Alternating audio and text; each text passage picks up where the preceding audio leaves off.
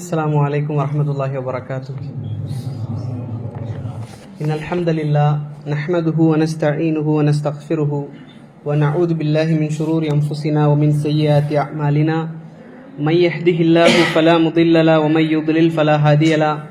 ونشهد أن لا إله إلا الله وحده لا شريك له وأشهد أن محمدا عبده ورسوله. يا أيها الذين آمنوا اتقوا الله حق تقاته ولا تموتن إلا وأنتم مسلمون. يا أيها الناس اتقوا ربكم الذي خلقكم من نفس واحدة وخلق منها زوجها وبث منهما رجالا كثيرا ونساء واتقوا الله الذي تساءلون به والأرحام إن الله كان عليكم رقيبا. எல்லா புகழும் அகிலங்கள் அனைத்திற்கும் ஏக இறைவனாகிய தூணின்றி வான் படைத்த அல்லாஹ் ஒருவனுக்கே உரித்தானதாகும். அவனது சாந்தியும் சமாதானமும் அவனுடைய இறுதி தூதர் முஹம்மது ரசூலுல்லாஹ் ஸல்லல்லாஹு அலைஹி வஸல்லம் அவர்கள் மீதும் அவர்களை பின்பற்றி வாழ்ந்த சத்திய சஹாபாக்கள், தாபீன்கள், தபா தாபீன்கள், உலமாக்கள், நல்லோர்கள், நாம் நேசிப்பவர்கள், நம்மை நேசிப்பவர்கள் அனைவரின் மீதும், குறிப்பாக இங்கே குழுமிருக்கக்கூடிய நம் அனைவரின் மீதும் என்றென்றும் நின்று நிலவட்டுமாக.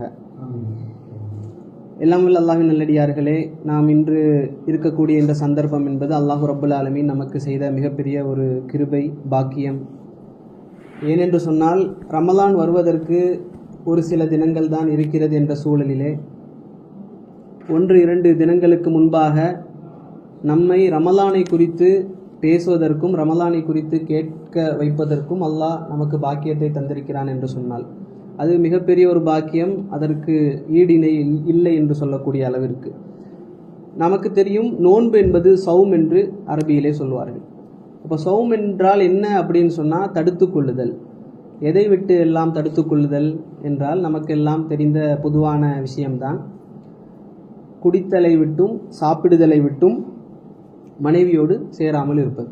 இந்த 3ஐ தவிர வேறு எதுவும் நம்முடைய உம்மத்துக்கு கடமையாக்கப்பட்டதல்ல. இந்த 3ஐயும் தடுத்து கொள்ளுதல் அல்லது தவிர்த்து கொள்ளுதல் என்பதுதான் சௌம் என்பதாக இந்த உம்மத்திற்கு ரசூல் ஸல்லல்லாஹு அலைஹி வஸல்லம் அவர்கள் நமக்கு சொல்லி தந்தாங்க. அல்லாஹ் அதைத்தான் கட்டளையிட்டு இருக்கின்றான். ஆனால் இந்த ரமலானை பற்றிய வரலாறு நமக்கு தெரிந்திருக்க வேண்டும். முஸ்லீம் சமூகத்தில் இருக்கக்கூடிய நாம், அப்போ நோன்புனா என்ன, அதனுடைய வரலாறு என்ன, நாம தான் இதை பிடிக்கிறோமா அல்லது இதற்கு முன் சென்ற சமுதாயங்கள் இதை பிடித்ததா என்பது சம்பந்தமான அறிவு நமக்கு இருக்கணும். முதலாவதாக நமக்கு உலமாக்கள் சொல்லுவாங்க, நூஹ் அலைஹிஸ்ஸலாம் அவர்களுடைய காலம் தொட்டே இந்த நோன்பு என்பது முஸ்லீம்களுக்கு, அல்லாஹுவை நம்பக்கூடியவர்கள், அல்லாஹுவை வணங்கக்கூடியவர்களுக்கு நூஹ் அலைஹிஸ்ஸலாம் அவர்களுடைய காலம் தொட்டே இந்த ஷரியாவிலே இது இருந்து கொண்டு இருக்கிறது. ஆனால் நூஹ் அலைஹிஸ்ஸலாம் அவர்கள் நம்மை போன்று 30 நாட்கள் உண்ணாமல் பருகாமல் மனைவியோடு சேராமல் இந்த ரமலான் மாதத்திலே இருந்தார்களா அப்படின்னா இல்லை. அதே போல நூஹ் அலைஹிஸ்ஸலாம் அவர்களுடைய காலத்தில் ரமலான் என்ற மாதம் சிறப்பிக்கப்பட்டிருந்ததா அப்படின்னாலும் இல்லை. அப்போ என்றிலிருந்து ரமலானை எப்படி அல்லாஹ் முஸ்லிம்களுக்கு, முஸ்லீம் என்று சொன்னால் ரசூல் ஸல்லல்லாஹு அலைஹி வஸல்லம் அவருடைய உம்மத்து மட்டும் அல்ல, யாரெல்லாம் அல்லாஹுவை வணங்கி கொண்டிருந்தார்களோ, ஆதம் அலைஹிஸ்ஸலாம் அவருடைய காலம் தொட்டு யாரெல்லாம் அல்லாஹுவை வணங்கி கொண்டிருந்தார்களோ அவர்கள் அனைவருமே முஸ்லீம்கள். இப்ராஹிம் அலைஹிஸ்ஸலாம் அவர்களை சொல்லும் பொழுது கூட அல்லாஹ் என்ன சொல்றான், அவர் யூதராகவோ கிறிஸ்தவராகவோ இருக்கவில்லை, முஸ்லீமாக இருந்தார் என்று அல்லாஹ் சொல்லுவான். அப்போ இந்த சௌம் என்று சொல்லக்கூடிய நோன்பு, தாவூத் அலைஹிஸ்ஸலாம் அவர்களுடைய சம்பவத்தை நாம் என்ன செய்யலாம், குர்ஆன்லையும் ஹதீஸ்லையும் பார்க்கலாம். அவர்கள் நோன்பு வைக்கக்கூடியவர்களாக இருந்தார்கள் என்று. மரியம் அலைஹிஸ்ஸலாம் அவர்கள் நோன்பு வைத்திருந்ததாக சூரா மரியமிலே பார்க்கலாம். அதே போல ஜக்கரியா அலைஹிஸ்ஸலாம் அவர்களும் நோன்பு வைத்ததாக நாம பார்க்கலாம். முதலாவதாக தாவூத் அலைஹிஸ்ஸலாம் அவர்களுடைய நோன்பை பற்றி ரசூல் ஸல்லல்லாஹு அலைஹி வஸல்லம் அவர்கள் சொல்லக்கூடிய நேரத்திலே அஃதலுல் சியாமி தாவூத் அப்படின்னு சொல்றாங்க. அதாவது நோன்புகளிலே சிறந்த நோன்பு எது தெரியுமா, தாவூத் அலைஹிஸ்ஸலாம் அவர்கள் வைத்த நோன்பு அப்படின்னு சொல்றாங்க. தாவூத் அலைஹிஸ்ஸலாம் அவர்கள் எப்படி நோன்பு நோற்றார்கள் அப்படின்னா, ஒரு நாள் விட்டு ஒரு நாள் நோன்பு நோற்பாங்க, ஒரு நாள் நோன்பு நோற்பாங்க, ஒரு நாள் நோன்பு நோற்காமல் இருப்பார்கள். இப்படி 360 நாள் என்றால் அதில் 180 நாட்கள் நோன்பு வைப்பார்கள். அது தாவூத் அலைஹிஸ்ஸலாம் அவர்களுடைய நோன்பாக இருந்தது. அதே போல மரியம் அலைஹிஸ்ஸலாம் அவர்கள் எப்படி சொல்றாங்க, அவர்களுக்கு இந்த இறைச்செய்தி வரக்கூடிய நேரத்தில் அவங்க சொல்றாங்க மக்களிடத்துல, நான் என்ன செய்ய மாட்டேன், அல்லாஹ்வுக்காக நோன்பு வைத்திருக்கின்றேன், உங்களோடு இன்றைய நாள் உங்களோடு இன்றைய நாள் நான் என்ன செய்ய மாட்டேன், பேச மாட்டேன் என்று சொல்றாங்க. அப்போ மரியம் அலைஹிஸ்ஸலாம் அவர்களுடைய காலத்துல ஒருவேளை என்ன இருந்திருக்கலாம், பேசாமல் இருப்பதும் நோன்புல சேர்க்கப்பட்டு இருக்கலாம். அதே போல ஜக்கரியா அலைஹிஸ்ஸலாம் அவர்களுடைய நோன்பை பற்றி சொல்லக்கூடிய நேரத்தில் அல்லாஹ் சொல்றான், உங்களுக்கு ஒரு குழந்தையை பற்றிய நற்செய்தியை நான் தரப்போகின்றேன், அதற்கு எது தெரியுமா உதாரணம், அதாவது எடுத்துக்காட்டு, உங்களுக்கு குழந்தை பிறக்க போகிறது என்று அல்லாஹ் அறிவிப்பதற்கு முன்னாக அல்லாஹ் சொல்றான், உங்களுக்கு என்ன செய்ய முடியாது, 3 நாட்கள் பேச முடியாது. எதை தவிர இல்லா ரம்ஸா, அதாவது அடையாளங்கள், அதாவது இப்படி கையசைச்சு காட்டுவாங்கல்ல, இந்த மாதிரியை தவிர உங்களால் பேச முடியாதுன்னு அல்லாஹ் சொல்கிறான். அப்போ அவர்களுடைய காலத்தில் ஜக்கரியா அலைஹிஸ்ஸலாம் அவர்கள் நோன்பு நோக்கக்கூடிய நேரத்தில் இந்த 3 நாட்கள் அல்லாஹ் அந்த நிலைமையை ஏற்படுத்தி இருந்தான். அவங்க நினைச்சாலும் பேச முடியாது, அந்த மாதிரி ஒரு நிலை. இது ஒரு அடையாளமாக அல்லாஹ் ஏற்படுத்தி இருந்தான். அப்போ நமக்கெல்லாம் தெரியும், நமக்கு முந்திய சமூகம் கிறிஸ்தவர்கள் என்று சொல்லக்கூடியவர்கள், யூதர்கள் என்று சொல்லக்கூடியவர்கள். அப்போ இந்த சமூகத்தை பற்றி நாம் மார்க்க சட்டங்கள் பேசும்போது பேசாமல் இருக்கவே முடியாது. ஏன்னு சொன்னால் அவர்களுக்கும் அல்லாஹ் ஷரியத்தை வழங்கியிருந்தான். அவர்கள் அதில் மாற்றம் செஞ்சாங்க, குழப்பம் செஞ்சாங்க. அல்லாஹ் அவர்களை என்ன செஞ்சாங்க, மார்க்கத்தை விட்டு வெளியேற்றியவர்களாக ஆக்கினான். அப்போ யூதர்கள் என்ன செஞ்சாங்கன்னா நோன்பு நோக்கக்கூடியவர்களாக இருந்தார்கள். எப்படி நோன்பு நோப்பாங்க அப்படின்னா 40 நாட்கள் தொடர்ந்து நோன்பு நோப்பாங்க, 50 நாட்கள் தொடர்ந்து நோன்பு நோப்பாங்க. அதே போல் சில உணவுகளை மட்டும், தண்ணி இந்த மாதிரி குடிச்சுக்கிட்டு, மற்ற உணவுகள் தீயினால் செய்யப்பட்ட உணவுகளை சாப்பிடாமல் இருப்பாங்க. இந்த மாதிரி பல விதங்களில் அவங்க நோன்பு நோப்பாங்க. சஹர் செய்யாதவர்களாக இருந்தார்கள். நமக்கெல்லாம் தெரியும், ரசூல் ஸல்லல்லாஹு அலைஹி வஸல்லம் அவர்கள் கட்டளையாக சொன்னது, நீங்கள் சஹர் செய்யுங்கள், யூதர்களுக்கு மாறு செய்வதற்காக. யூதர்கள் சஹர் செய்ய மாட்டார்கள், நீங்கள் சஹர் செய்யுங்கள் என்று அல்லாஹ்வுடைய தூதர் சொன்னாங்க. அப்போ எல்லாரும் இந்த வரலாறை பார்க்கக்கூடிய நேரத்தில் நோன்பு நோக்கக்கூடியவர்களாக இருந்தார்கள். ஆனால் ரமலான் என்ற மாதத்திலா அப்படின்னு கேட்டால் இல்லை. ஏன் அப்படின்னா அல்லாஹ் குர்ஆனில் சொல்லக்கூடிய நேரத்தில் ஷஹ்ரு ரமலான் அல்லதி உன்சில ஃபீஹில் குர்ஆன், இந்த ரமலான் மாதத்தில் தான் நாங்கள் இந்த குர்ஆனை இறக்கி வைத்தோம், அதனால் நீங்கள் என்ன செய்யுங்க, இந்த ரமலானில் நோன்பு நோருங்கள் என்று அல்லாஹ் குர்ஆனில் சொல்லி காட்டுறான். அப்போ ரமலான் மாதத்தில் குர்ஆன் இறங்கியதன் காரணமாக இந்த மாதம் முழுக்க நீங்கள் என்ன செய்யுங்க, நோன்பு நோருங்கள் என்று அல்லாஹ் சொல்கிறான். அப்போது ரமலான் குர்ஆன் இறங்குவதற்காக சிறப்பிக்கப்பட்டிருக்கு. அதற்கு முன்னால் குர்ஆன் இருந்துச்சானா இல்லை. அப்போ ரமலானுடைய அந்த மாதம் என்பது சிறப்பிக்கப்பட்டது முஸ்லீம் சமூகத்திற்காக என்பதை நாம் தெரிந்து கொள்ளணும். அதே போல் அல்லாஹ் ரப்பல் ஆலமீன் சொல்லும் பொழுது, குத்திப அலைக்கும் ஸியாம கமா குத்திப அலல்லதீன மின் கப்லிக்கும் லஅல்லக்கும் தத்தகூன், உங்களுக்கு முன் சென்ற மக்களுக்கு, சமுதாயத்திற்கு எப்படி நோன்பு கடமையாக்கப்பட்டதோ அதே போன்று உங்களுக்கும் கடமையாக்கப்பட்டது என்று அல்லாஹ் சொல்லும்போது, அது எதை குறிக்கவில்லை என்று சொன்னால் உலமாக்கள் சொல்லுவாங்க, அது ரமலானை குறிக்கலை. முந்தைய சமுதாயத்திற்கெல்லாம் நோன்பு கடமையாக்கப்பட்டிருந்துச்சு, ஆனால் ரமலானில் அல்ல, மற்ற நேரங்களில் அப்படி கடமையாக்கப்பட்டிருந்துச்சு. அதே போன்று உங்களுக்கும் ரமலானில் கடமையாக்கப்படுகிறது. எதற்காக? லஅல்லக்கும் தத்தகூன், நீங்கள் தக்வா உடையவர்களாக ஆக வேண்டும் என்பதற்காக, தக்வாதாரிகளாக ஆக வேண்டும். அதுதான் நோக்கம். அல்லாஹ் சொல்லும் பொழுது, இந்த நோன்பு எதற்காக உங்களுக்கு தருகிறேன், நீங்கள் தக்வா உடையவர்களாக, லஅல்லக்கும் தத்தகூன் என்று அல்லாஹ் சொல்கின்றார். அப்போ யூதர்களை பற்றி நாம் தெரிந்து கொள்ள இன்னொரு செய்தி, ஆஷுரால அவங்க என்ன செய்வாங்க, நோன்பு வைக்கக்கூடியவங்களாக இருந்தார்கள். அல்லாஹ்வுடைய தூதர் என்ன சொன்னாங்க, நீங்கள் எப்படி மூசாவிற்கு எப்படி நீங்கள் அதற்காக நோன்பு நோக்கிறீர்களோ, நாங்கள் உங்களை விட மூசாவிற்கு அதிகமாக என்ன செய்கிறோம், இணக்கமாக உள்ளவர்கள். அதனால் நாங்கள் என்ன செய்வோம், கூடுதலாக ஒரு நாள் நோன்பு நோற்போம் என்பதற்காக அல்லாஹ்வுடைய தூதர் நோன்பு நோட்டுறாங்க. அப்போ இந்த ஆஷுரா நாளில் அவங்க பெருநாளாகவும் கொண்டாடுவாங்க. ஹைபர் யுத்தத்தின் பொழுதுலாம் என்ன செஞ்சாங்கன்னா ஆஷுராவில் பெருநாள் கொண்டாடுவாங்க. பெருநாளில் சாப்பிடாமலும் இருக்க மாட்டாங்க. அப்போ அது ஒரு வகையான நோன்பாக அவர்கள் வைத்திருந்தார்கள். ஆனால் அல்லாஹ்வுடைய தூதருடைய நோன்பு அப்படி இருக்கலை. அப்போ அதனுடைய கட்டத்தை நம்ம சொல்லுவோம். இப்போ இந்த நோன்பு எப்போ கடமையாக்கப்படுது அப்படின்னா, ரமலானுடைய நோன்பு எப்போ கடமையாக்கப்படுதுன்னா ஹிஜ்ரி 2வது ஆண்டு தான். ஹிஜ்ரி 1வது ஆண்டு கடமையாக்கப்படலை. ஹிஜ்ரி 1வது ஆண்டு இந்த ரமலான் சுன்னத்தாக இருக்குது. அல்லாஹ் குர்ஆனில் எப்படி சொல்லுவான் அப்படின்னா, நீங்கள் நோன்பு நோருங்கள், அது உங்களுக்கு ஹைராக இருக்கும், அது உங்களுக்கு சிறந்தது. நீங்கள் நோன்பு நோக்க முடியவில்லை, உங்களுக்கு வேணாம் அப்படின்னு தோணுச்சுன்னா நீங்கள் என்ன செய்யுங்க, ஏழைகளுக்கு, ஒரு ஏழைக்கு உணவளியுங்கள் என்பதாக முதல் வருடம் ஹிஜ்ரியில் அல்லாஹ் என்ன செய்யறான், அந்த நோன்பை சுன்னத்தாக ஆக்கியிருக்கின்றான் சஹாபாக்களுக்கு மத்தியில். 2வது வருடம் அல்லாஹ் என்ன சொல்றான் அப்படின்னா, கட்டாயப்படுத்துறான். அல்லாஹ் என்ன செய்யறான், 2வது ஹிஜ்ரியில் ஷாபானுடைய மாதத்தில், 2வது ஹிஜ்ரி ஷாபானுடைய மாதத்தில் அல்லாஹ் என்ன செய்யறான், இந்த ரமலான் வரப்போகின்றது, இந்த ரமலான் மாதம் கட்டாயமாக யாரெல்லாம் முஃமினாக இருக்கின்றார்களோ, அல்லாஹ்வை விசுவாசம் கொண்டிருக்கின்றார்களோ அவர்களுக்கு இந்த நோன்பை அல்லாஹ் என்ன செய்யறான், கட்டாயப்படுத்துகின்றார். அப்போ 2வது ஹிஜ்ரியில் அல்லாஹ்வுடைய தூதர் ஸல்லல்லாஹு அலைஹி வஸல்லம் அவர்கள் நோன்பு நோக்க கட்டாயப்படுத்துகின்றார்கள் இந்த மார்க்கத்தில். அப்போ அல்லாஹ்வுடைய தூதர் எத்தனை வருடங்கள் நோன்பு கட்டாயமாக நோன்றார்கள் அப்படின்னு சொன்னால் 9 வருடங்கள் நோன்றாங்க. ஹிஜ்ரி 11 அல்லாஹ்வுடைய தூதர் மரணிக்கிறாங்க. ஹிஜ்ரி 11 ரபியுல் அவ்வல். ஹிஜ்ரி 10ஆம் ஆண்டு ஹஜ்ஜு முடியுது. ஹஜ்ஜு முடிச்சுட்டு வர்றாங்க. அப்போ துல் ஹஜ்ஜு, முஹர்ரம், சஃபர், ரபியுல் அவ்வல் 3ஆம் மாதமே அல்லாஹ்வுடைய தூதர் மரணிக்கிறாங்க. அப்போ 2 to 10வது ஹிஜ்ரி வரைக்கும் அல்லாஹ்வுடைய தூதர் 9 வருடங்கள் அல்லாஹ்வுடைய தூதர் ஸல்லல்லாஹு அலைஹி வஸல்லம் அவர்கள் நோன்பு நோக்கிறாங்க. அப்போ இதில் இப்னு அப்பாஸ் ரலியல்லாஹு அன்ஹு அவர்களுடைய செய்தி வருது என்ன அப்படின்னு சொன்னால், அப்போ முதல் வருடத்தில் சுன்னத்தாக இருந்துச்சுல்ல நோன்பு, அந்த சட்டம் வந்து என்ன செய்யப்படலை அப்படின்னு சொன்னால் குர்ஆனிலிருந்து மாற்றப்படவில்லை. குர்ஆனோட சட்டங்கள்லாம் மாற்றப்படும். அல்லாஹ்வுடைய தூதருடைய காலத்தில் குர்ஆனுடைய சட்டங்கள் மாற்றப்பட்டு அந்த வசனங்கள் மாற்றப்பட்டு இன்னொரு வசனம் என்ன செய்யும், அதுக்கு ஈடாக வரும். ஆனால் இப்னு அப்பாஸ் ரலியல்லாஹு அன்ஹு சொல்கிறாங்க, இந்த வசனம் மாற்றப்படவில்லை, ஆனால் சுருக்கப்பட்டு விட்டது. எப்படின்னு சொன்னால், இன்றைக்கு நமக்கு அதுக்கு சுருக்கப்பட்டிருக்கு. நமக்கு உடல்நிலை சரியில்லாமல் பயணத்தில் இந்த மாதிரி, அதாவது பயணத்தில் இல்லை, உடல்நிலை சரியில்லாமல் நோன்பு நோக்கவே முடியாது என்ற ஒரு சூழல் இருக்கக்கூடிய நேரத்தில் நம்ம என்ன செஞ்சு கொள்ளலாம், ஏழைகளுக்கு உணவளிக்கலாம். ஒரு நோன்புக்கு ஒரு ஏழைக்கு உணவளிக்கலாம். 30ஆக பிரித்து 30 நாளும் சாப்பாடாகவோ அரிசியாகவோ கொடுத்துக்கொள்ளலாம். அதில் கருத்து வேறுபாடுகள் இருக்கு உலமாக்கள் மத்தியில். ஆனால் ஏழைகளுக்கு உணவளிப்பது, இதுதான் அல்லாஹ்வுடைய தூதர் ஸல்லல்லாஹு அலைஹி வஸல்லம் அவர்கள் இப்படி செய்தார்கள் என்று இப்னு அப்பாஸ் ரலியல்லாஹு அன்ஹு சொல்கிறாங்க. அப்போது இந்த ரமலான் முதல் 2வது ஹிஜ்ரியில் ரமலான் எப்போ கடமையாக்கப்படுதோ முஸ்லீம்களுக்கு முதல் சோதனை வருது 12வது ஹிஜ்ரி, அதாவது 12வது நாள் ரமலானுடைய 12வது ரமலானில் அல்லாஹ்வுடைய தூதர் வெளியேறாங்க சஹாபாக்களோட. எங்கே 2வது ஹிஜ்ரியில் ரமலானில் என்ன நடந்தது, பத்ருக்காக வெளியேறாங்க. அப்போ 17வது ஹிஜ்ரி 17வது ரமலானில் பத்ர் யுத்தம் நடக்குது.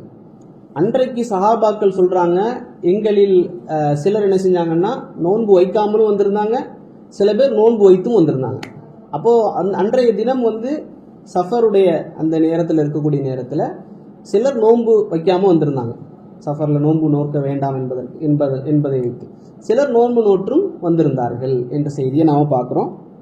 அதுவும் ஒரு சலுகை, அல்லாஹ் ரப்புல் ஆலமீன் கொடுக்கக்கூடிய ஒரு சலுகை. சஃபரில் நீங்கள் இருக்கக்கூடிய நேரத்தில் நோன்பு கட்டாயம் அல்ல, நீங்கள் அதை என்ன செய்யலாம், கல்லா செஞ்சு பிடித்து கொள்ளலாம் என்பதற்காக. அப்போ ஆரம்பத்தில் இன்னொரு விஷயம், ஆரம்பத்தில் சஹாபாக்களுக்கு மத்தியில் இந்த ரமலானுடைய நோன்பு எப்படி இருந்தது அப்படின்னு சொன்னால், நம்ம இன்னைக்கு நினைக்கிற மாதிரி ஆரம்பத்தில் ஃபஜ்ரில் நோன்பு நோற்று இஃப்தாரில் அதாவது மக்ரிபோடு திறக்கப்பட்டு அப்படி முடிக்கப்பட்டு விட்டதா அப்படின்னு சொன்னால் அப்படி இருக்கலை சஹாபாக்களுடைய ஆரம்ப சஹாபாக்களுக்கு மத்தியில். அப்போ எப்படி இருந்துச்சுன்னு சொன்னால், மக்ரிபிலிருந்து இஷாவுக்குள்ள நோன்பு திறந்துடணும். மக்ரிபிலிருந்து இஷாவுக்குள்ள நோன்பு திறந்துடணும். நீங்கள் இஷா தாண்டிருச்சா நீங்கள் என்ன செய்யணும், அடுத்த நாள் மக்ரிப் வரைக்கும் கண்டினியூ பண்ணணும். அப்போ 2 நாள். அப்போ ஒரு சஹாபி அறிவிப்பாங்க, ஒரு சஹாபி பெண்மணி இருக்கிறாங்க வீட்டில், கணவர் வந்து படுத்து கிடக்கிறார். மனைவி சொல்கிறாங்க, நான் வந்து சாப்பாடு செஞ்சு எடுத்துகிட்டு வரேன் அப்படின்னு. அப்போ எடுத்துட்டு வருவதற்கு முன்பாக அந்த மக்ரிபுடைய இஷாவுடைய பீரியடில் கணவன் தூங்கிட்டார், சாப்பிடலை. அப்போ அவங்க சொல்கிறாங்க, கை செய்தமே அப்படின்றாங்க. அப்போ என்ன, அடுத்த நாளும் ஒரு நாள் நோன்பு நோக்கணும், கண்டினியூவாக சஹர் வைக்க முடியாது. இந்த மாதிரி ஒரு கட்டம் இருந்தது. நீங்கள் கேள்விப்பட்டிருப்பீங்க, உமர் ரலியல்லாஹு அன்ஹு அவர்கள் ரசூல் ஸல்லல்லாஹு அலைஹி வஸல்லம் வருவாங்க, யாரும் சொல்ல நான் வந்து மனைவியோட சேர்ந்துட்டேன் நோன்புடைய நேரத்தில் அப்படின்னு சொல்கிறாங்க. இது வந்து காலையில் நடந்ததல்ல. காலையில் நோன்பு பிடிச்சிட்டு ஃபஜ்ருக்கு நோன்பு வச்சுட்டு காலையிலேருந்து மக்ரிபுக்குள்ளே நடந்த விஷயம் அல்ல.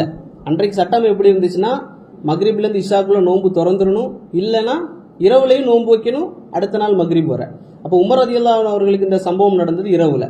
அப்போ உமர் ரலியல்லாஹு அன்ஹு அவர்கள் அந்த தவறை செஞ்சாங்க. ரசூல் ஸல்லல்லாஹு அலைஹி வஸல்லம் அவர்கள் அதனுடைய சொல்யூஷனை கொடுத்தாங்க. அப்போ இது ஒரு விஷயம், இதை நம்ம தெரிந்து கொள்ளணும்.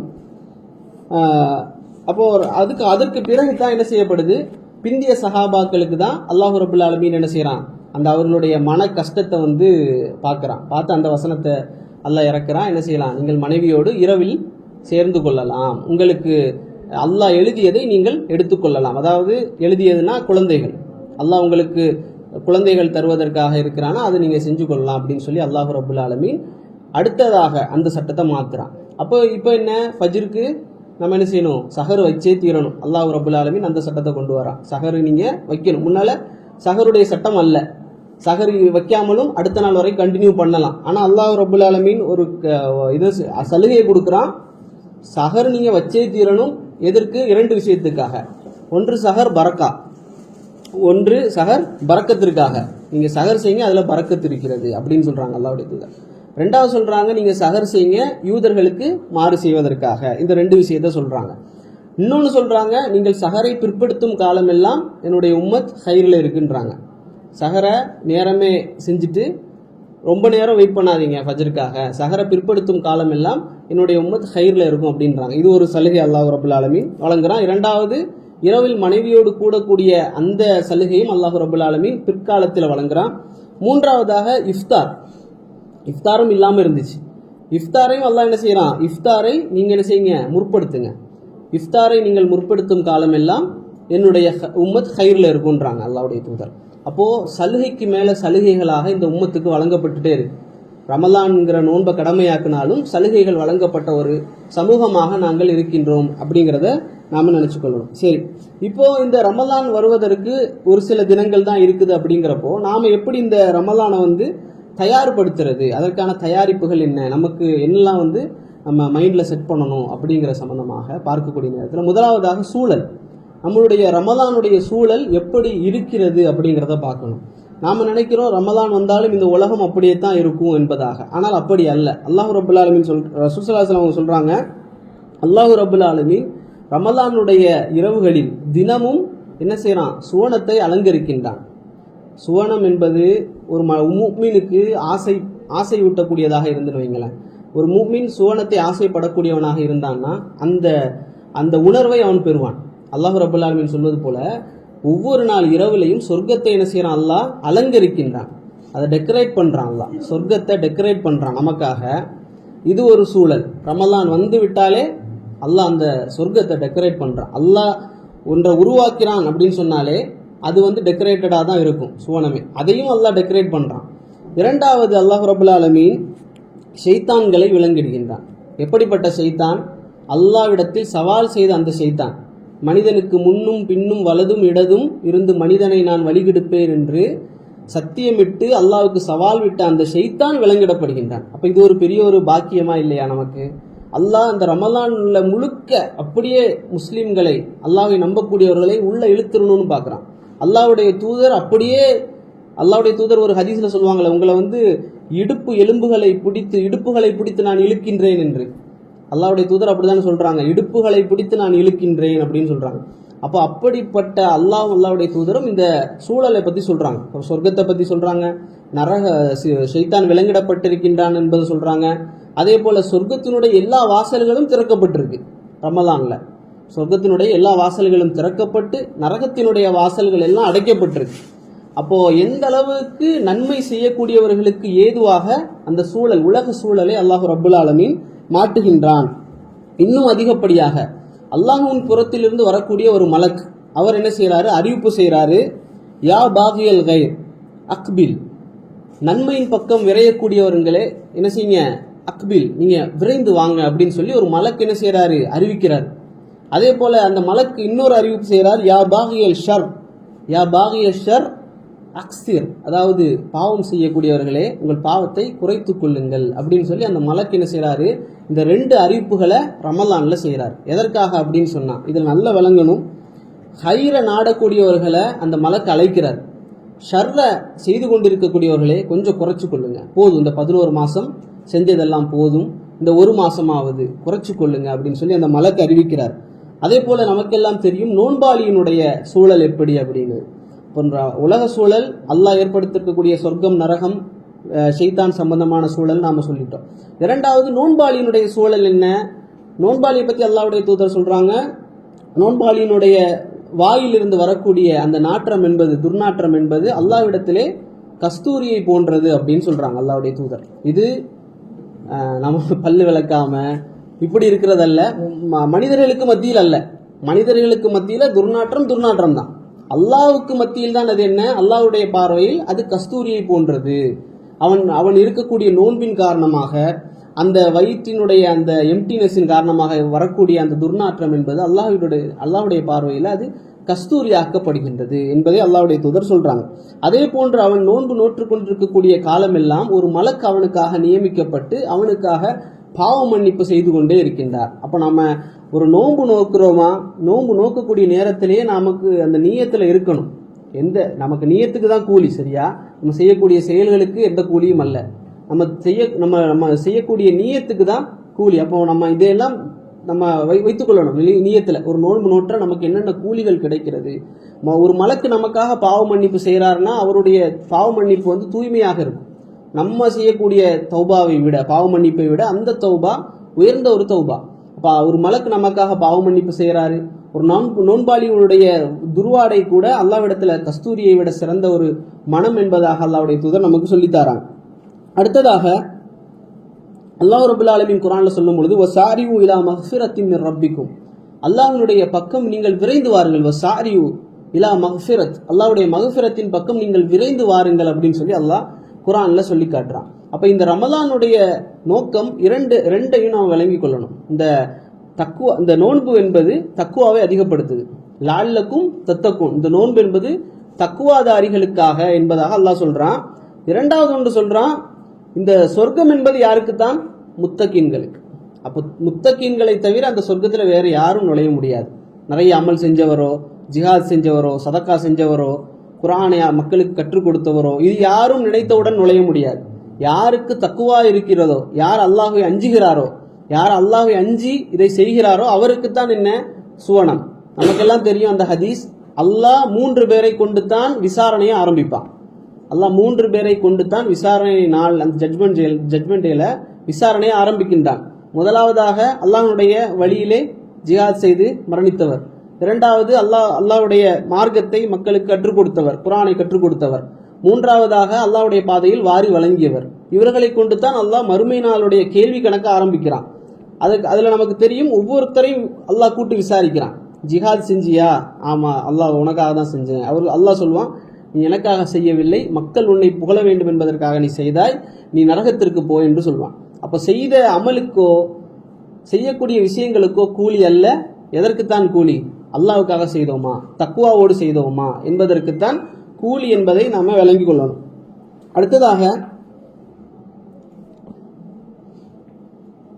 அடுத்ததாக இதுல திட்டமிடுதல் என்பது மிக முக்கியமான ஒன்று. அதுதான் முக்கியமான தலைப்பு. நாம செய்யக்கூடிய எல்லா அமல்களும் நாம திட்டமிடுதோமா அப்படிங்கிறது. ரமலானுக்கு முன்பாக ரமலான்ல என்னெல்லாம் செய்ய போறோம் அப்படிங்கிறத திட்டமிடணும். முதலாவதாக நாம் என்ன செய்யணும்? சஹர்ல இருந்தே ஆரம்பிக்கும். சஹர் எப்படி செய்யணும் அப்படின்னு சொல்லக்கூடிய நேரத்தில் நீங்க எந்த அளவுக்கு ஃபஜ்ரோடு நெருக்குறீங்களோ அந்த அளவுக்கு ஹைரில் உம்மத் இருக்கும் என்பதாக அல்லாஹ்வுடைய தூதர் சொன்னாங்க. அதனால முடிந்தவரை முன்னதாகவே எழும்பி, அந்த தஹஜ்ஜுடைய நேரம் தானே அது, ஃபஜருக்கு முன்பாக அந்த நேரம் என்பது தஹஜ்ஜுடைய நேரம். ஒவ்வொரு தஹஜ்ஜுத்திலும் அல்லாஹ் ரப்புல் ஆலமீன் அடிவானத்துக்கு இறங்கி அல்லாஹ் என்ன செய்கிறான்? அந்த உலகத்தில் இருக்கக்கூடிய மக்களிடத்தில் கேட்கிறான், என்னிடத்தில் பாவ மன்னிப்பு தேடக்கூடியவர்கள் யாராவது இருக்கின்றீர்களா? அல்லாஹ் அடிவானத்துக்கு இறங்கி வரான், கடைசி வானத்திற்கு இறங்கி அல்லாஹ் கேட்கின்றான். அப்போ இந்த நேரத்தை நாம பயன்படுத்தி கொள்ளணும். இந்த நேரத்தை ஆண்கள் மட்டுமல்ல, வீட்டினுடைய பெண்களும் பயன்படுத்தி கொள்ளணும். நாம என்ன செய்யறோம் அப்படின்னா, இன்றைக்கு பெண்கள் அந்த நேரத்தில் எந்திரிச்சிருவாங்க, நாம எந்திரிக்க மாட்டோம். நாம கடைசி நேரத்தில் எந்திரிச்சு சாப்பாடை சாப்பிட்டுட்டு அதில் ஏதாவது குறை இருந்தால் மனைவியை திட்டிட்டு தூங்கிடுவோம், ஃபஜ்ர் தொழுதுட்டோ அல்லது தொழுகாமையோ. மனைவிகள் என்ன செய்வாங்க? நேரமே எந்திரிச்சு சமையல் ஃபுல்லாக செஞ்சுட்டு அவங்க தொழுதுட்டு தூங்கிடுவாங்க, எந்த அமலும் அல்ல. அப்போ இந்த சஹருடைய நேரமும் இந்த தஹஜ்ஜுடைய நேரத்தையும் பெண்கள் அதிகமாக பயன்படுத்தி கொள்ளணும். அதற்கு நாம ஒத்துழைப்பு செய்யணும், ஆண்கள் ஒத்துழைப்பு செய்யணும். எனக்கு என்ன தேவை? சாதாரணமான ஏதாவது ஒரு உணவு போதும், நமக்கு தேவையான ஏதாவது ஒரு உணவு, சாப்பிடுவதற்கு தேவையான ஏதாவது ஒரு உணவு போதும். ரொம்ப பகட்டான உணவுகள் அது எதுவுமே எனக்கு தேவையில்லை. நீ கொஞ்சமாக செஞ்சு வச்சுட்டு இரவிலே செய்து வைத்து விட்டோ அல்லது காலையில் எழுந்திரிச்சு குறைவாக ஏதாவது செய்துவிட்டு நீ அமல்களை செய்வதாக நாமளும் என்ன செய்யணும்? மனைவிமார்களுக்கு அதற்குரிய வழிகாட்டலை நம்ம கொடுக்கணும். இப்போ இதை நாம செய்யணும். இரண்டாவதாக, அந்த நேரம் என்பது பரக்கத்துக்குரிய நேரமாக அல்லாஹ்வுடைய தூதர் சொன்னாங்க. நீங்கள் சஹர் செய்யுங்கள், அதில் பரக்கத் இருக்கிறது என்பதாக. அது எதில் என்ன பரக்கத்? நம்மளுடைய உடலுக்கும் பரக்கத், நம்மளுடைய ஈமானுக்கும் அதில் பரக்கத் இருக்கிறது அந்த உணவின் மூலமாக. அடுத்தது இரண்டாவதாக நாம் என்ன செய்யணும் அப்படின்னு சொன்னால், அந்த ஃபஜ்ருக்கு முன்பாக இருக்கக்கூடிய அதானுடைய சிறப்பை நம்ம கேட்டோம்னு சொன்னால், இன்னைக்கு அதான் யாருமே சொல்றது இல்லையே. தொழுகைக்கு போகிறதுக்கு அதான் சொல்லி இக்காமத்துடைய நேரத்தில் தான் நாம் போகிறோம். ஆனால் அதான் சொல்வதற்குரிய கூலி அல்லாஹ்வுடைய தூதர் ஸல்லல்லாஹு அலைஹி வஸல்லம் அவங்க சொல்லித்தராங்க. நம்மள பல பேருக்கு அதான் சொல்வதற்கே ஒரு வெக்கம், அப்படிதானே? ஆனால் அதானுடைய கூலியை அல்லாஹ்வுடைய தூதர் சொல்றாங்க, நீங்கள் அதான் சொல்லக்கூடிய நேரத்தில் எந்த ஓசையை எதுவெல்லாம் கேட்கிறதோ, உலர்ந்த காய்ந்த இலைகள், பட்டைகள், உயிரற்ற ஜீவன்கள் கூட நீங்கள் சொல்லக்கூடிய அதானிற்கு பாவ மன்னிப்பு தேடுகிறது. அப்போ ஒரு மைக்கில் ஒரு பள்ளிவாசலில் போய் நாம் அதான் சொல்கிறோம் அப்படின்னு சொன்னால் எத்தனை உயிரினங்கள் உயிரற்ற விஷயங்கள், மண்ணிலிருந்து தூசியிலிருந்து இலை தோல் எல்லாமே, இது எல்லாமே நமக்காக பாவ மன்னிப்பு தேடுகிறது என்று அல்லாஹ்வுடைய தூதர் சொன்னாங்க. அப்போ இந்த வாய்ப்பு யாருக்காவது கிடைக்கிறது அப்படின்னு சொன்னால், கேம்ப்லையோ அல்லது பள்ளிவாசல்லையோ கிடைக்குதுன்னு சொன்னால் அதை பயன்படுத்தி கொள்ளணும் இந்த ரமலானில். ஏன்னு சொன்னால் இந்த பாவ மன்னிப்புக்குரிய மாதம், சரியா? அதே போல் முதல் வக்தில் நாம் சென்று தொழுவதற்கு முயற்சிப்பது. அதற்கு முன்பாக ஃபஜருடைய முதல் 2 ரக்காத் சுன்னத்தான தொழுகைகள். அல்லாஹ்வுடைய தூதர் ஸல்லல்லாஹு அலைஹி வஸல்லம் அவர்கள் தங்களுடைய வாழ்நாளில் அதை விட்டதே கிடையாது. ஃபஜருடைய முன் சுன்னத் 2 ரக்காத் முன் சுன்னத்தை அல்லாஹ்வுடைய தூதர் ஸல்லல்லாஹு அலைஹி வஸல்லம் அவர்கள் தன்னுடைய வாழ்நாளில் விட்டதே கிடையாது. அந்த 2 ரக்காத்தை நாமளும் விட்டுவிடக்கூடாது இந்த ரமலானில் என்பதற்கு நாமும் முயற்சி செய்யணும். ஏன்னு சொன்னால் அல்லாஹ்வுடைய தூதர் சொல்கிறாங்க, இந்த ரமலான் ஃபஜருடைய முன் சுன்னத் 2 ரக்காத் என்பது இந்த உலகமும் இந்த உலகத்தில் இருக்கக்கூடிய அனைத்தையும் விட சிறந்தது அப்படின்னு சொல்கிறாங்க. இந்த உலகமும் இந்த உலகத்தில் இருக்கக்கூடிய எல்லாவற்றையும் விட அந்த 2 ரக்காத் சிறந்தது, விருப்பமானதுன்னு அல்லாஹ்வுடைய தூதர் சொல்கிறாங்க. அப்போ அல்லாஹ்வுடைய தூதர் அதை செஞ்சாங்க. அதையும் நாம் என்ன செய்யணும்? செய்வதற்கு முயற்சி செய்யணும். அடுத்ததாக முதல் வக்திலே, அந்த முதல் ஜமாத்தோடு, அவ்வல் ஜமாத்தோடு முதல் வரிசையிலே நின்று தொழக்கூடிய வாய்ப்பை நாம் ஏற்படுத்தி கொள்ளணும் ரமலானில். அதை நாம் முயற்சி செய்யணும் இன்ஷா அல்லாஹ். அடுத்ததாக நாம் அதற்கு செல்வதற்கு முன்பாக, இந்த தொழுகைக்கு செல்வதற்கு முன்பாக உது செய்கிறோம், அதுதானே? இந்த உது செய்யக்கூடிய நேரத்தில் அல்லாஹ்வுடைய தூதர் ஸல்லல்லாஹு அலைஹி வஸல்லம் அவர்கள் ஒரு முறை உது செய்கிறாங்க. அப்போ ஒரு சஹாபி கேட்குறாங்க, அந்த சஹாபி அதே மாதிரி செய்கிறார், உது செய்கிறார். அப்போ அல்லாஹ்வுடைய தூதர் சொல்கிறாங்க, யார் இப்படி அழகிய முறையில் பொறுமையாக, யார் அழகிய முறையில் உது செய்துவிட்டு அஷ்ஹது அன் லா இலாஹ இல்லல்லாஹு வஹ்தஹு லா ஷரீக லஹு வ அஷ்ஹது அன்ன முஹம்மதன் அப்துஹு வ ரசூலுஹு என்று சொல்கிறாரோ அவருடைய முன் செய்த பாவங்கள் எல்லாம் மன்னிக்கப்படுகிறது அப்படின்னு சொல்கிறாங்க. அவர் செய்கிறாரே, அவருடைய முகத்தின் மூலமாக, கண்கள் மூலமாக, கைகள் மூலியமாக செய்யப்படக்கூடிய பாவங்கள் எல்லாம் அப்படியே சென்று விடுகிறது என்று அல்லாஹ்வுடைய தூதர் ஸல்லல்லாஹு அலைஹி வஸல்லம் அவர்கள் சொல்லித்தராங்க. அதே போல அவர் உது செய்துவிட்டு, வீட்டிலே உது செய்துவிட்டு அவர் பள்ளிவாசலுக்கு நடந்து செல்கிறாரே, அவர் எட்டி வைக்கக்கூடிய ஒவ்வொரு நடைக்கும் அல்லாஹ் நஃபீல் வணக்கத்திற்கு ஈடான அந்த கூலி அல்லாஹ் என்ன செய்கிறான்? அவருக்கு கொடுக்கின்றான் என்பதையும் அல்லாஹ்வுடைய தூதர் ஸல்லல்லாஹு அலைஹி வஸல்லம் அவங்க சொல்லித்தராங்க. அதுலேயும் பாவ மன்னிப்பு இருக்கின்றது. அதே போல அவருக்கு அப்போ இந்த மாதிரி செய்யறதுனால, உது செய்யறதுனால சொர்க்கத்தினுடைய எல்லா வாசல்களும் திறக்கப்படுகிறது என்ற ஒரு ரிவாயத்தும் இருக்கிறது. சொர்க்கத்தினுடைய எல்லா வாசலும் அவருக்காக திறக்கப்படுகிறது என்ற ஒரு ரிவாயத்தும் வருகிறது. அதே போல 12 ரக்காத் சுன்னத்தான தொழுகைகள். தினமும் யார் 10 ரக்காத் அல்லது 12 ரக்காத்துகள் தொழுகிறாரோ அவருக்கு சொர்க்கத்தில் என்ன இருக்கிறது? ஒரு மாளிகையை அல்லாஹ் ரப்புல் ஆலமீன் கெட்டுகிறான் அப்படின்னு சொல்லி அல்லாஹ்வுடைய தூதர் ஸல்லல்லாஹு அலைஹி வஸல்லம் சொல்லி தராங்க. அப்போ நம்ம இன்றைக்கு இந்த கல்ஃப் கண்ட்ரியில் உழைக்கக்கூடிய உழைப்புகள் எல்லாம் நம்மளுடைய ஊரில் ஏதாவது வீடு கட்டணும் அல்லது ஏதாவது சொத்துக்களை வாங்கணுங்கிறதுக்காக தான் நம்ம கெட்டுறோம். ஏன்னு சொன்னால் இங்கே இருக்கக்கூடிய வாழ்க்கை என்பது ஒரு பெர்மனண்டான நிரந்தரமான வாழ்க்கை அல்ல என்பதை அறிந்தவர்கள் நாம்.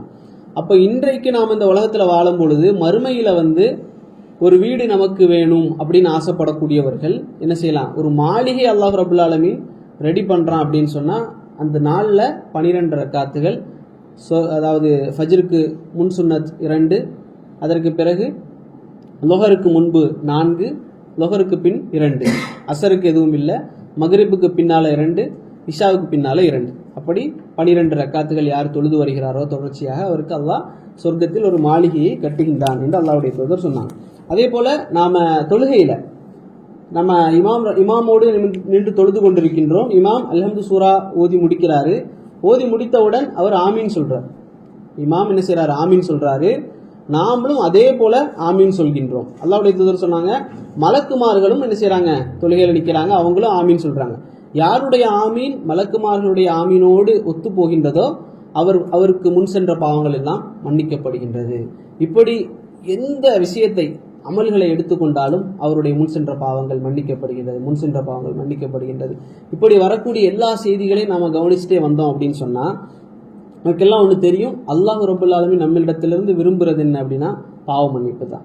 ஏன்னா அல்லாஹ்வுடைய தூதர் ஸல்லல்லாஹு அலைஹி வஸல்லம் அவர்கள் அந்த சம்பவத்தை நமக்கு சொல்லித்தராங்க. ஒரு மனிதர் என்ன செய்கிறாரு?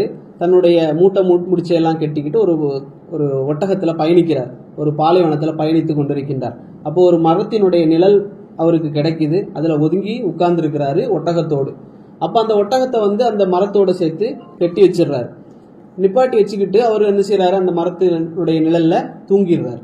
தூங்கின உடனே, அந்த களைப்பின் காரணமாக தூங்கின உடனே அந்த முழிச்சு பார்க்குறாரு, அந்த ஒட்டகத்தையும் காணும், அந்த வைத்திருந்த அந்த மூட்டை முடிச்சுகள் எதுவுமே இல்லை. அப்போ எதுவுமே இல்லை அப்படிங்கிறப்போ அவர் என்ன செய்கிறார் அப்படின்னு சொன்னால், இதுக்கு மேலே உயிர் வாழ்வதற்கு எந்த இதுவும் இல்லை, முகாந்திரமும் இல்லை, நாம் மரணத்திற்கு தயாராகிடணும் அப்படின்னு சொல்லி உறுதியாக நம்புறார். நான் மௌத்தாக போகிறேன் அப்படின்னு சொல்லி உறுதியாக நம்பிடுறாரு. அதற்கு பிறகு தூங்குறார். தூங்கி முழிச்சு பார்க்குறாரு, ஒட்டகமும் அவர் வைத்திருந்த மூட்டைகளும் அப்படியே மறுபடியும் முன்னால் வந்து நிற்கிது. இதை பார்த்த உடனே அவர் மௌத்துக்குடைய கட்டத்துக்கு போன அவர் மகிழ்ச்சியில் வந்து கத்துறாரு. எப்படி கத்துறாருன்னா, யா அல்லாஹ் நீ என் அடிமை, நான் உன்னுடைய ரப் அப்படின்னு கத்துறார். மாற்றி கத்துறார். சந்தோஷத்தினுடைய வெளிப்பாட்டில் மாற்றி கத்துறாரு. யா அல்லாஹ் நான் உன்னுடைய அடிமை என்று சொல்வதற்கு பதிலாக யா அல்லாஹ் நீ என்னுடைய அடிமை, நான் உன்னுடைய ரப் அப்படின்னு சொல்லி மகிழ்ச்சியை வெளிப்படுத்துறார். அல்லாஹ்வுடைய தூதர் சொல்றாங்க, இந்த மனிதன் இந்த நேரத்தில் எப்படி சந்தோஷப்பட்டானோ அதை விட அதிகமாக அல்லாஹு ரப்புல் ஆலமீன் தன்னை நோக்கி பாவ மன்னிப்பு கேட்டு திரும்பி வரக்கூடியவர்களுக்கு அல்லாஹ் சந்தோஷப்படுகின்றான் என்று அல்லாஹ்வுடைய தூதர் சொன்னாங்க. இப்போ அல்லாஹ்வுடைய தூதர் ஸல்லல்லாஹு அலைஹி வஸல்லம் சொன்னது போல அல்லாஹு ரப்புல் ஆலமீன் இன்னொரு செய்தியில் பார்க்கலாம். ஒரு போர்க்களம், அந்த போர்க்களத்தில் அல்லாஹ்வுடைய தூதரும் சஹாபாக்களும் அமர்ந்துக்கிட்டு இருக்கிறாங்க. அப்போ ஒரு பெண்மணி வந்து ஓடுறா, இடையில ஓடுறா. அப்போது அந்த பெண்மணி ஒரு குழந்தைகளாக தேடுறா, அவளுடைய குழந்தையை காணும். அப்போ அந்த குழந்தைகளை தேடி தேடி தேடி தேடி என்ன செய்கிறா, அணைச்சி முத்தம் கொடுக்குறா. அப்புறம் கடைசியில் பார்க்குறா, அந்த அவளுடைய குழந்தை என்ன செய்யுது, அங்கே கண்டெடுக்கப்படுது. உடனே அந்த குழந்தைக்கு தூக்கி பால் கொடுத்து விட்டு அந்த பொண்ணு அந்த உட்கார்ந்துருக்கிறாங்க. அப்போ அல்லாஹ்வுடைய தூதர் சஹாபாக்கள்கிட்ட கேட்குறாங்க, இந்த பெண்மணி வந்து இந்த குழந்தைய அந்த நெருப்பில் போடுவாளா அப்படின்னு கேட்குறாங்க. அல்லாஹ்வுடைய தூதரை எப்படி அவள் போடுவா, அவள் தன்னுடைய குழந்தையை தேடி இவ்வளோ அலைஞ்சிருக்கிறா, இப்படி இருக்கும்போது அவள் எப்படி போடுவா, தான் தீயில போய் விழுவாளே தவிர குழந்தைய அவள் தீயில போட மாட்டா அப்படின்னு சொல்லி அவங்க சொல்கிறாங்க. அப்போ அல்லாஹ்வுடைய தூதர் சொல்கிறாங்க, இவளை விட அல்லாஹ் முஃமின்கள் மீது இரக்கமுள்ளவன். அப்போ இவ்வளவு அல்லாஹ் இரக்கமுள்ள ரப்புல் ஆலமீன் நாம் அவனிடத்தில் பாவ மன்னிப்பு தேடி அவனிடத்தில் திரும்புவதை அல்லாஹ் விரும்புகிறான். அல்லாஹ்வுடைய தூதரும் அதை தான் சொல்கிறாங்க, உங்களை இடுப்புகளை பிடிச்சி நான் இழுத்து உங்களை இந்த நரக நெருப்பில் விழாமல் நான் உங்களை காக்குவதற்கு முயற்சி செய்கிறேன், ஆனால் நீங்கள் என்னையும் மீறி அங்கு சென்று விழுகிறீர்கள் என்று அல்லாஹ்வுடைய தூதர் சொல்கிறாங்க. அதே போல் ஒரு செய்தி, அல்லாஹ்வுடைய தூதர் ஸல்லல்லாஹு அலைஹி வஸல்லம் அவர்கள் மிம்பரில் நின்று கொண்டிருக்கக்கூடிய நேரத்தில் அல்லாஹ்வுடைய தூதர் சொல்கிறாங்க, யாரெல்லாம் ரமலான் வந்து சென்று பாவ மன்னிப்பு செய்யவில்லையோ, பாவ மன்னிப்பு தேடி அல்லாஹ்விடத்தில் திரும்பவில்லையோ அவர் நாசமாகட்டும் என்று அல்லாஹ்வுடைய தூதர் சொல்கிறாங்க. ஜிப்ரீல் அலைஹிஸ்ஸலாம் அவர்கள் அதற்கு ஆமீன் சொல்கிறாங்க. இது என்ன, ஒரு பதுவா மாதிரி. யார் இந்த ரமலானில் வந்து அது கடந்து சென்றதற்கு பிறகும் பாவ மன்னிப்பு தேடி அல்லாஹ்வின் பக்கம் திரும்பவில்லையோ அவருடைய செயல்கள் அவர் நாசமாகட்டும் அப்படின்னு சொல்லி அல்லாஹ்வுடைய தூதர் ஸல்லல்லாஹு அலைஹி வஸல்லம் சொல்கிறாங்க. அப்போது இந்த பதுவாக்கு உள்ளவர்களாக நாம் ஆயிடவிடக்கூடாது. இப்போ இவ்வளவு வழிகள் இருக்குது. இப்போ நம்ம சொன்ன மாதிரி சஹரிலிருந்து ஆரம்பித்து அப்படியே முதல் ஃபஜ்ரிலிருந்து உது செய்கிறதுலேருந்து பள்ளிவாசலுக்கு நடந்து செல்றதுலேருந்து முதல் வக்தில் தொழுகிறது அதான், அதற்கு பிறகு அதாவது தொழுகையில் துவா செய்கிறது. நம்மள பெரும்பாலான மக்கள் என்ன செய்வோம்னா தொழுகை முடிந்ததற்கு பிறகு துவா செய்வோம். அப்படி ஒன்று இல்லை, தொழுகைக்கு உள்ளதான் துவா இருக்கிறது. சஜ்தால துவா செய்கிறது, அத்தஹியாத்தில் துவா செய்கிறது, இதுதான். அதற்கு பிறகு அல்லாஹ்வுடைய தூதர் எந்த சூழலிலுமே ஒரு செய்தி கூட இல்லை, என்ன, அல்லாஹ்வுடைய தூதர் ஸல்லல்லாஹு அலைஹி வஸல்லம் அவர்கள் தொழுது முடித்ததற்கு பிறகு சலாம் கொடுத்ததற்கு பிறகு கையேந்தி அல்லாஹ்விடத்தில் துவா செய்தார்கள் என்பதாக. கூட்டு துவாவோ அல்லது தனியாகவோ அல்லாஹ்வுடைய தூதர் செய்ததே கிடையாது. அப்போ அல்லாஹ்வுடைய தூதர் அதிகமாக தொழுகைக்கு உள்ளாக நஃபீலுடைய தொழுகையிலையோ அல்லது எல்லா வக்திலையுமே என்ன செய்வாங்கன்னு சொன்னால் அந்த சஜிதாவினுடைய நேரத்தில் அத்தஹியாத்தினுடைய நேரத்தில் என்ன செய்வாங்க, அதிகமாக அல்லாஹ்விடத்தில் பிரார்த்தனை செய்வாங்க. தனிமையிலையோ அதே போல் எப்பவுமே பிரார்த்தனை செஞ்சு கொண்டே இருப்பாங்க. அப்போது இந்த வளமையை நாம் எடுக்கணும். தொழுகைக்கு பிறகு என்ன செய்யணும்னு சொன்னால் திக்ருகள், அதுக்கார்கள் அல்லாஹ்வுடைய தூதர் சொல்லி தந்தது. சுபஹான் அல்லாஹ், அல்ஹம்துலில்லாஹ், அல்லாஹு அக்பர், அதே போல் நிறைய திக்ருகள் இருக்குது. பள்ளிவாசலில் கூட இப்படி எழுதி போட்டிருப்பாங்க இல்லையா. அப்போ இது எல்லாமே அல்லாஹ்வுடைய தூதர் ஸல்லல்லாஹு அலைஹி வஸல்லம் அவர்கள் நமக்கு சொல்லி தந்த அதுக்கார்கள். அப்போ இந்த அதுக்கார்களை நாம் என்ன செய்யணும், ரமலானில் முடிந்த வரைக்கும் கொண்டு வருவதற்கு முயற்சி பண்ணணும். இக்திகாஃப் இருக்க முடிந்தவர்கள் கடைசி 10 அல்லாஹ்வுடைய தூதர் மூன்று வகையாக இருந்திருக்கிறாங்க. முதல் 10லையும் அல்லாஹ்வுடைய தூதர் இருந்திருக்கிறாங்க, 2வது 10லையும் இருந்திருக்கிறாங்க, 3வது 10லையும் இருந்திருக்கிறாங்க. இப்போ முதல் 2 முறை இருக்கக்கூடிய நேரத்தில் அவர்களுக்கு தெரியாது லைலத்துல் கத்ர் என்பது எதில் வரும் என்பதாக. அப்போ அல்லாஹ் ரபுல் ஆலமீன் 3வது முறை அவர்கள் கடைசி 10 இருக்கக்கூடிய நேரத்தில் அல்லாஹ் ரபுல் ஆலமீன் சொல்றான், இந்த கடைசி 10 நீங்கள் தேடிக்கொள்ளுங்கள் அப்படின்னு சொல்லி. அப்போ அல்லாஹ்வுடைய தூதர் கடைசி 10 என்ன செய்யறாங்கன்னா ஏத்திகாஃப் இருக்கிறாங்க, அதில் தேடிக்கொள்றாங்க. ஒரு முறை அல்லாஹ்வுடைய தூதர் ஏத்திகாஃபை வந்து விட்டாங்க. எப்போ அப்படின்னு சொன்னா ஏத்திகாஃப் ரசூல் ஸல்லல்லாஹு அலைஹி வஸல்லம் அவர்கள் இருக்கக்கூடிய நேரத்தில் ஆயிஷா ரலியல்லாஹு அன்ஹா அவர்களும் என்ன செஞ்சாங்கன்னா வந்து கூடாரம் போட்டு இருந்தாங்க அந்த மஸ்ஜித் நபவியில. இப்போ அப்படி இருக்கக்கூடிய நேரத்தில் அல்லாஹ்வுடைய தூதர் வந்து பார்த்தாங்க, எதுவுமே சொல்லலை.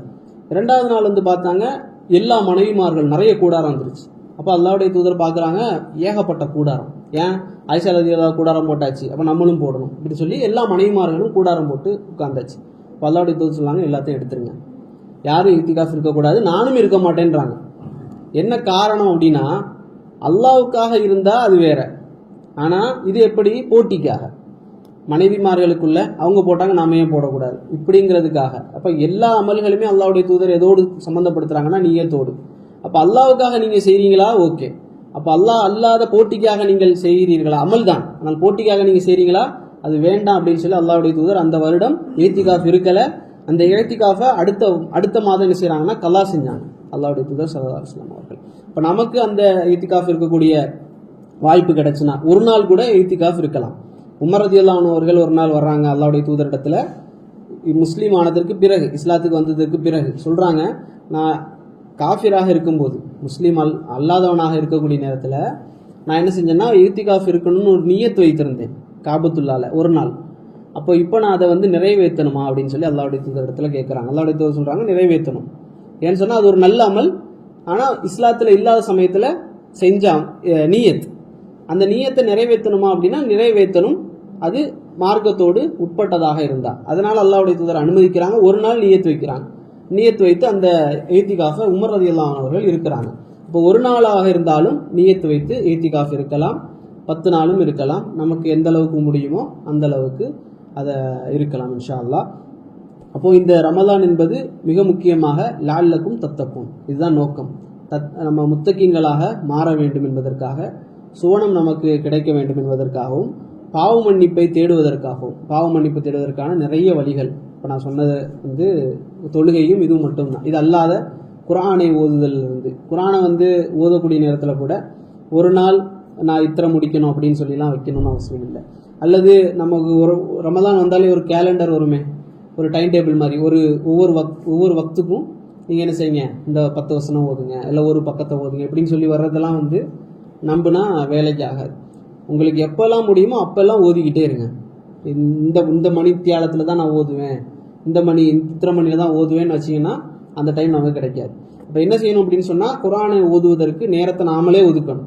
வேலையில் சும்மா இருக்கும் பொழுது, அல்லது வண்டியில் செல்லக்கூடிய நேரத்தில் காரில் போட்டு விடலாம். இந்த மாதிரி எப்போவெல்லாம் நாம் சும்மா இருக்கிறோமோ, வேலை அல்லாத நேரங்களில் இருக்கிறோமோ அப்போவெல்லாம் குர்ஆனை ஓட விடுவதோ அல்லது கேட்பதோ அல்லது ஓதுவதோ, இந்த காரியங்களை நாம் ரமலானில் அதிகமாக செஞ்சு கொண்டே இருக்கணும். குர்ஆனோடு அதிகமாக தொடர்பு வைத்துக் கொள்ள வேண்டும். இந்த ரமலானுக்கு பிறகு வரக்கூடிய அடுத்த மாதத்தில் என்ன செய்யணும், நாம் மாறி இருக்கணும், லஅல்லக்கும் தத்தக்கும், முத்தகீன்களாக மாறி இருக்கணும். அப்படிங்கிறதுக்காகத்தான் இந்த ரமலான் நம்மளை கடந்து செல்ல போகின்றது. அப்போது இன்ஷா அல்லாஹ் நானும் நீங்களும் இந்த ரமலானை நல்ல முறையில் பயன்படுத்தி முத்தகீன்கள் ஒருவராக அல்லாஹ் நம்ம எல்லோரையும் சொர்க்கத்தின் பக்கம் அழைத்து செல்லக்கூடிய பாக்கியத்தை அல்லாஹ் ரப்பல் ஆலமீன் நம் அனைவருக்கும் தந்தருள்வானாக. வாஹிர தவானா அல்ஹம்துலில்லாஹி ரப்பில் ஆலமீன். அஸ்ஸலாமு அலைக்கும் வரஹ்மத்துல்லாஹி வபரகாத்துஹு.